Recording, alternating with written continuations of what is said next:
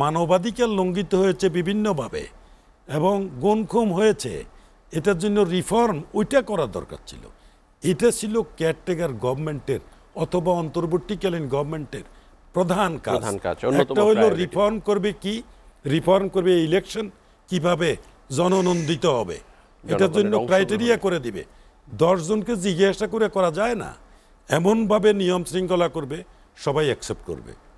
ঠিক তদ্রূপ প্রত্যেকটা কাজ, যেমন ওই গভর্নমেন্ট ভিন্নমত দমনের জন্য তারা যে এক ডিপার্টমেন্টে ভেঙে কয়েকটা ডিপার্টমেন্ট বানাইছে, একটা হলো লুটের জন্য, আরেকটা হলো জনগণকে নিষ্পেষিত করার জন্য। এবং জনগণকে নিষ্পেষিত করার কারণটা কি?